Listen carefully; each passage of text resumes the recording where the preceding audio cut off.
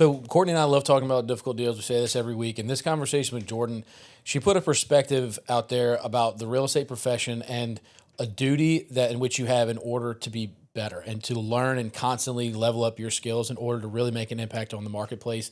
And she's done that in a lot of different ways. And if you want to learn how to be a better real estate agent and level up and learn how to solve problems creatively, check out this conversation with Jordyn Harwell. Well, let's transition to talk about hard transactions. And Courtney and I, this is one of our favorite conversations. We do a lot of these, and we've done a lot of these with you and for you. I don't know if we've gotten through an easy deal. Yeah, well, you know, it's funny. Some are harder than others, but and we talked about this in the first segment when we were talking about your experience. But those are the ones that are the fun ones to do, right? Yeah, I mean, like sure. It's great to have the ones that come in and go out. But keep in mind, everyone has a different definition It's of fun. I totally agree with that. For me, For us, we're sadistic. We like it. Yeah. Like I a little challenges. bit. We like it a little rough. Yeah. And for all of them, that'll be a great little segment for Mallory to edit there. But Of course. At the end of the day, the ones that come in and out are fun, right? Those are the ones that we can rely on. But the ones that are creative are the ones that allow us to be better. Yeah. And I think that that's a big part of what you do. And you remember more. Yeah. So when you deal with a hard deal, like how are you preparing yourself for those types of things and putting yourself in a position to be able to solve a problem? Honestly, it makes me super excited whenever they're like, oh, I've called to several agents and they don't want to do this deal. I'm like, tell me more. I know. I'm kind of like, man, I'm attracted already. Yes. I'm like, can we meet already? And so that's like my number one. That's like, okay, my attendance up. How can we work through this? Because that's like my more motivation to get this to the finish line. Like you said it right then, we're doing this. And really just like educating myself and then, learning everything, because sometimes buyers are liars and sellers are not that far off either. And so you have to know every aspect of that transaction. Yeah. Of where it even came from. Sometimes you have to go down the line and find out how they bought it. And so that's kind of like, my homework. I like doing that. And then just researching on those difficulties that they already mentioned. And then I just gather the information that I already know. And I'm like, oh, this can work. And so, I talk to usually you probably before I call them back and like, okay, this could work. We could do this. I like difficult ones. Yeah, but let's describe what difficult means, because like when we talk about difficult transactions, let's roll off some of like examples. It doesn't have to be one like that I'm dealing with right now. So her husband bought this property, and technically they bought it together, but he bought this property. It's in his name. He had a mistress. He bought other property for this mistress. They got divorced. The first wife got divorced, but he was still living there, and they were back together, but not married again.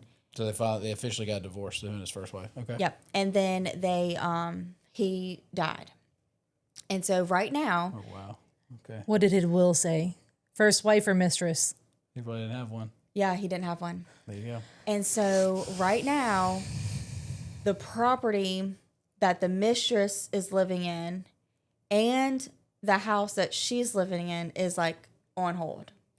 Nothing can be done with it right now. And so... oh, gotta love it. I mean, and so that goes to like life is messy. Yeah. And so for people who are like, I don't like the complicated stuff, I'm like, well, but life is complicated and real estate is often intertwined. Right. Right. So this is, I mean, we're talking about mistresses here. We're talking about getting divorced from someone. Classification of property, when the property is acquired, all those. Well, you're getting technical. I'm trying to be a soap drama here. Yeah. And then the thing was, it was paid with cash too. And so they're like, well, where did this cash come from? And, so all of these things. And so, but I mean, but that's real life. Someone getting divorced and then getting back together with them. Like, but then, I mean, so you're throwing in, there's multiple properties involved. It's not just one. Yeah. There's no will. I mean, I had one where the guy got divorced, got remarried, and died. Never updated his will, and his ex-wife, who was capital B, with an extra itch to it. Yeah. There is a level that all his stuff went to his ex because he didn't update his will. And so it was like this big deal, right?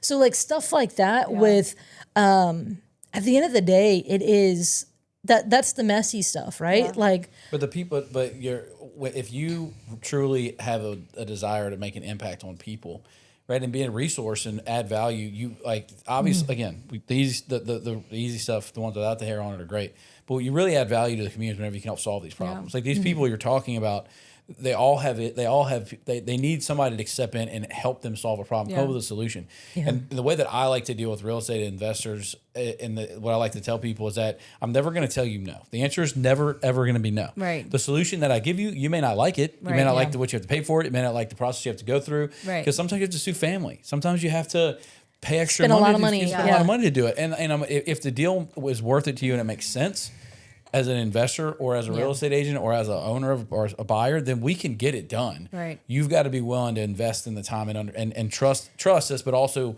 try to understand. and that's, I guess, my key point for you is you're willing. Yeah.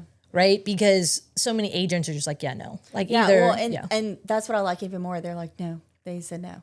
But there's another deal right now that this couple has been living in this house for over 15 years, paying the mortgage, but they don't own the house. But the parents own the house, and they're no longer together, and they no longer want anything to do with the house. Well, and this couple that are my clients are like, can we sell it? Or can we like refinance it? What can we do? And it's a tricky situation because the parents, there's no contact. And so we have to do it creatively. Oof. Yes, but it's still, but it's like almost, My brain's like, is this good faith adverse possession? Yeah, I know. And so I'm like, oh, we could do this, we could do that, we could do this. And then it's just like we have to slow it down and then think really, because if there's no contact, then we'd have to get quick claim deeds. And they're okay with that. So they're coming in. I've talked to Jared. They're coming in to do that.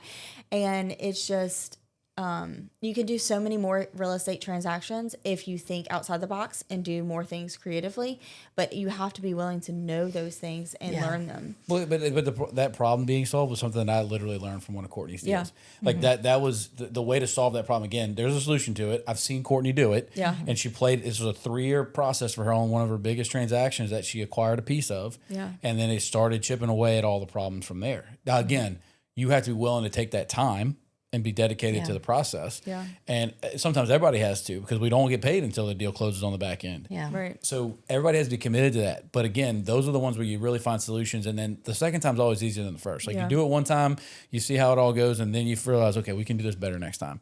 And that's the fun part about these types of transactions. Well, let's talk about when these problems are left unresolved. I mean, literally that one big deal. I mean, it was the corner. Those eat at me. Well, but it was the corner house on a nice neighborhood, like a 30-house neighborhood. It was the first house when you enter in that had been vacant for over 10 years. And I'm talking 6-bedroom, 3,000 square foot on an acre, and and the house was 15 years old and had been vacant for 10 of them. And like there was like a jungle outside, right? Because it was outside city limits, so not as monitored for the grass and all that. And so who does that impact? 5 neighbors came out to me and were like, thank you. And these are acre parcels. So a little bit more smart, but they're all like, thank you so much. Cause this has been a headache, stuff like that. So when we say no, I mean, people lose their houses. That impacts neighbors, the neighbors' property values, the quality of life for the neighbors. I just bought a house in Algiers earlier this year, subject to the existing loan, stopped the foreclosure. And today or tomorrow, we're getting someone to go in the backyard, and the backyard is a jungle. But guess what's going to get removed after we tackle the jungle, get the debris? There's a dumpster there, get all the debris out. The neighbor has all these makeshift things because they're trying to stop all the rats going into their yard because the grass is just so high because it was neglected, But at the end of the day, do you think that hurt the quality of life for the neighbor, right? Or the values when you're seeing that, right? When that, is right next to you, Well, I've looked into pre-foreclosures, and some of them were listed. And so I've called the agent and said hey, I can help this property not go in foreclosure. give me all the loan terms and we can do like probably subject to the existing mortgage and clean her up from the arrears. And the agent completely like just shut it down completely and was like, no, like, I don't know what you're trying to do, but that's not okay with my client. We just want to sell it. I'm like, it's going to sit on the market. I know exactly what she was about to say. It hasn't done anything. And so like me as having an agent license, I can't call that seller because now it's like, that's rude. Boundaries. Yeah. I'm trying to like remain cordial in the real estate world, the real estate agent world, but then yet like you have the seller that's going to lose out on her. And I called this agent for several times, talked to her throughout the months. She lost her house. That woman lost everything she owned, and she would have gotten money in her pocket if only that agent would have just listened. So a confused mind says no. Yeah. Like, and I tell agents all the time, I'm not saying you have to do it. I told her that line. Like, I'm like, you just need to know that it exists. Recently, a local broker was bashing Subject to, and I understand a lot of investors are mass offering it on the MLS right now. So that is an absolute plague in the industry right now. And so I've been, trying to have conversations with agents. Like, look, I understand you're getting all these offers. Not all of them are legitimate. Right. Like let's talk through. Some of them are sketchy. You have to really do your homework. It's the buyer matters. The buyer absolutely matters. People understanding the risk and the benefits and making an informed decision. This shouldn't be someone's first decision. It should be a last resort type of thing. Correct. And so there's a lot of bad light on it because of all those mass offers from, out of state people, all that stuff. So, but I got tagged in a post from a broker who was like, only people often subject to are broke people and scammers and and so there was all these agents who were agreeing, but I had people tag me. They're like, well, I understand, like I've definitely seen all the, but like there's also some people doing it right, and so I got tagged in that, and so I was like, look.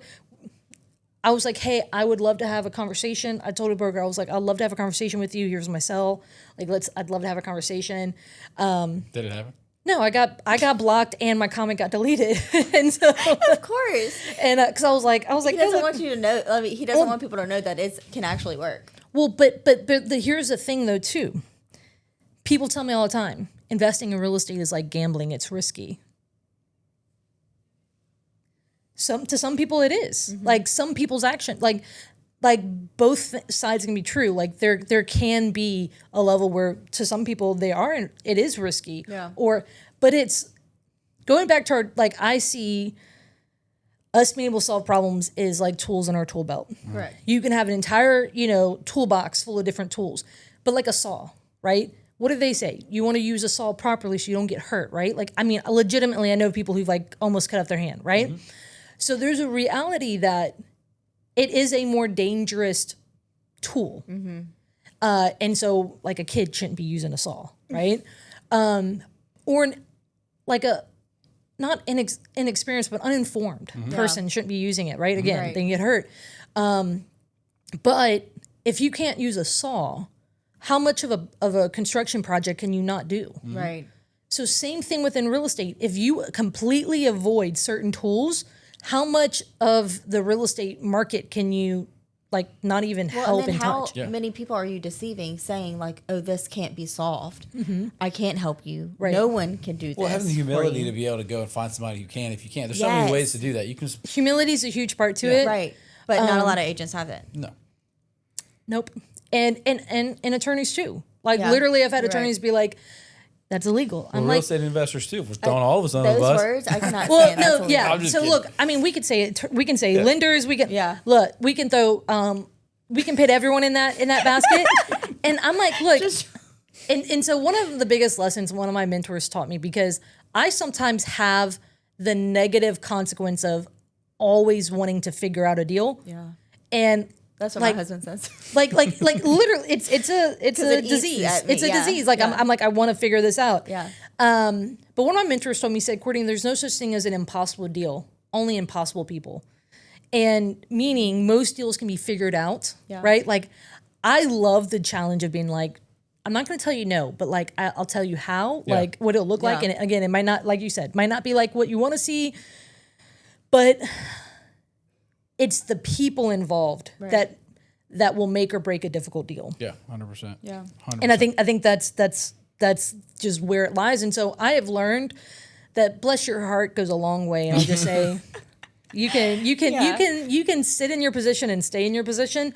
I don't have to change your opinion on creative financing or on whether it's wholesaling, whether it's investors, whether it's whatever. Well, and my toxic trait is like, I want to change your opinion. Oh, I've had those days. And it's like, okay, like. But I think to some extent you have to try. Yeah. But if they're not willing to be open to it, there's a story at some point. It's like, if they don't want it, wipe your sandals and walk out. But how many people are you not being able to help? How many people have they walked past? But it's our job being the type of people that we are, and having platforms like this to be able to talk about it, so that other people know they can call on us, and then just continue to try to be an advocate for people to be better real estate professionals in general, and set the bar. I mean, we're talking about things, and if people listen to this, they should hear how we're doing business and say, I'm not living up to that standard. I'm going to either refer a difficult deal to somebody who I hear knows how to do them, or I'm going to level myself up, because that's the reality. Yes. The industry needs people to keep leveling up. We don't need more people. Yes. We need more quality people who understand how to do deals the right way. Right. And I think that's a big deal. I have caught flack for this before, but like I tell people on the radio all the time, I'm like, so to civilians, right? Like facing the public, I'm like, familiarity does not equal results. Yeah. Mm-hmm. Just because you know them doesn't mean that they can fully help you the way you need to be helped. Yeah. Right. And that is, and as much as I want to be like, absolutely, you can help everyone in your sphere of influence. Well, the question is, from what position are you sitting in with your skills, your relationships, your knowledge, all of that? Right. So absolutely, we've got to keep skilling up. Like that's a huge part, because I think that they should offer that as CEs. Like, I think that our real estate agent license should be scaling up in CEs, like, so that they're mandatory, so that people have to take them. Which, and that's on me, that's on people like me to go and get certified and be able to teach that kind of stuff. Yeah. But I mean, because I've sat in on some of the CE classes for creative financing. I've actually been invited to sit on classes to when others who have taught CE on creative financing, and they're like, hey, can you come sit in as a practitioner and have some conversations around that? And but the hard part, though, is when it's, as a practitioner, I have a different view than someone who, is closing files. This is something we talk about all the time. Like, as a practitioner in the streets, you guys close a file and you and I talk about this, so you see it more, but I can't tell you how many times I've gone and done stuff and come back and said, hey, look, this is what happened. We need to improve it because of this.